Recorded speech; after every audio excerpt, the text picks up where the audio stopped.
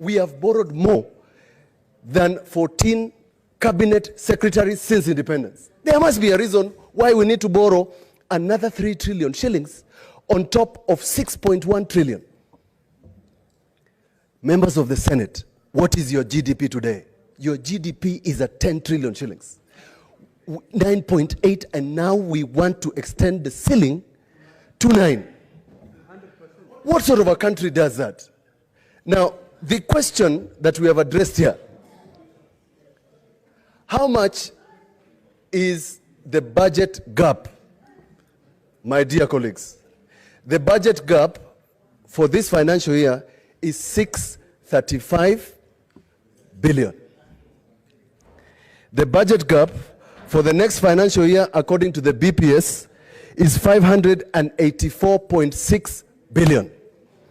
For the following year, the budget gap is 586.8 billion, making a total of 1.2 trillion.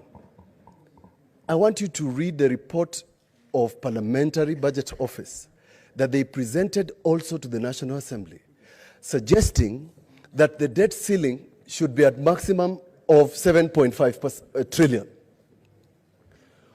What are we saying in terms of the minority? This is not a bill. This is not a motion. This is a gazette notice.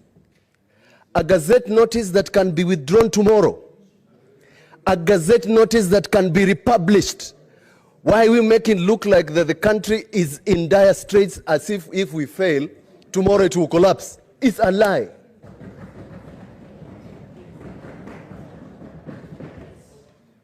The country is looking up to you. In fact, in a recent article, and although we don't quote newspapers, Mbadi says Parliament blamed for debt burden, that we have given Treasury so much leeway to borrow without imposing conditions. Mr. Speaker, this is the time to impose conditions so that by the time you borrow another extra shilling from the Chinese, we interrogate as Parliament, and particularly Senate.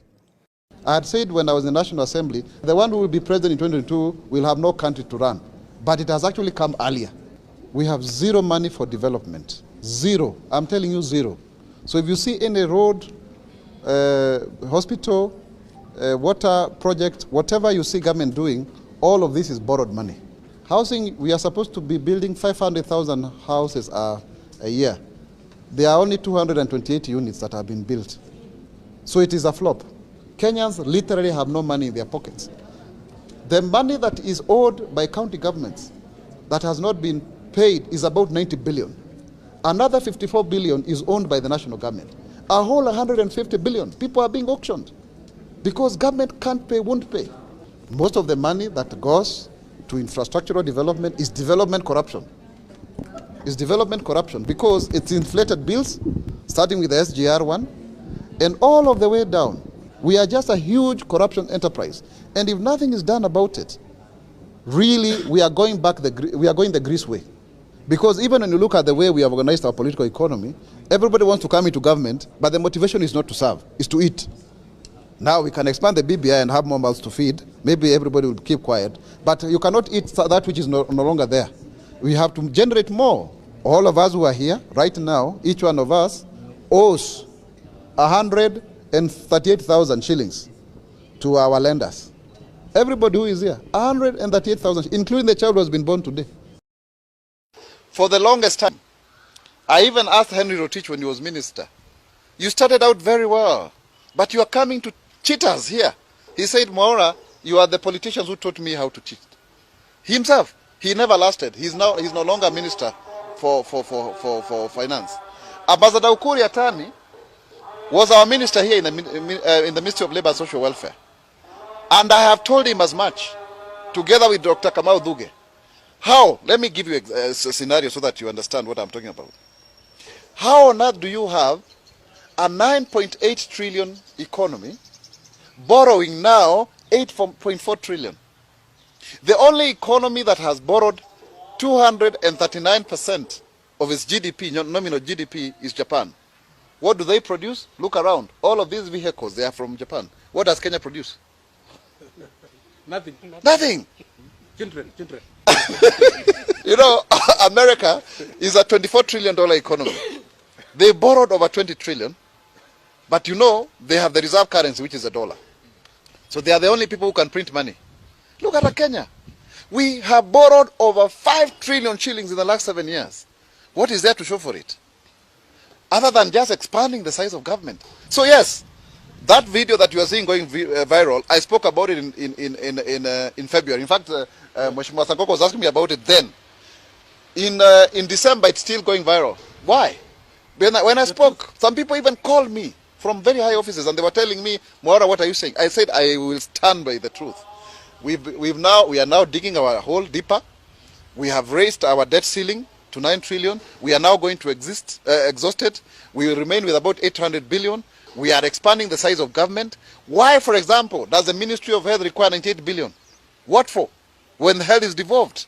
Come on, I mean, let's be serious. How do you explain the building of Dongokundu bypass at a cost of 1 billion per kilometer?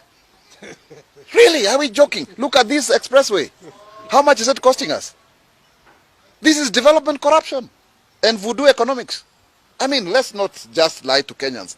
People are just increasing their money. And finally, let me just say about this issue. Why don't we have a single treasury account? Because ministry departments and agencies are having accounts in commercial banks, right? Then the same commercial banks do not lend to Kenyans. They are holding government money, then still lending the same government money. Uhuru Atani has said now they should not expect payment on their T-bills, right? The interest rates. But who are the owners of these banks? Those are the questions. For the last 10 years, which huge multinational-like kind of company has grown out of our economy?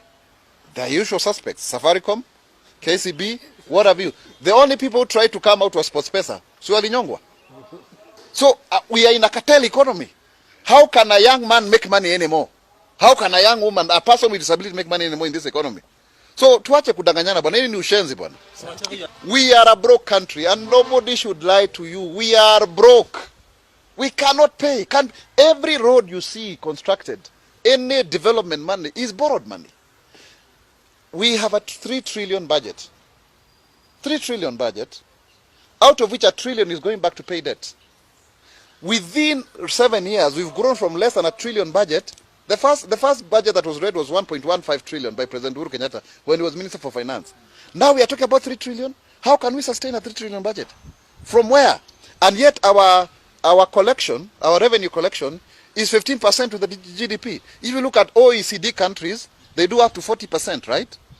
So if then, because of corruptions and issues of inefficiencies and non-tariff barriers, Kenyans are not able to do business. Because it's a huge corruption enterprise. We are in a hole and we are digging it deeper. I don't envy President Uhuru, by the way. I don't. This is the worst, because, you know, President Kibaki gave us a country that was, I mean, the debt there was 1.8 trillion. Yeah? And the roads had been constructed, the economy was booming. You would graduate and immediately get a job. How many Kenyans now are graduating and getting jobs? The next president, he will not do any job other than to repay debts. There's nothing is going to come out of, and now very soon the IMF is going to ask it for its 400 billion back, right? The one that we borrowed through COVID. Do you know we were spending 20 billion a day during COVID times? 20 billion a day.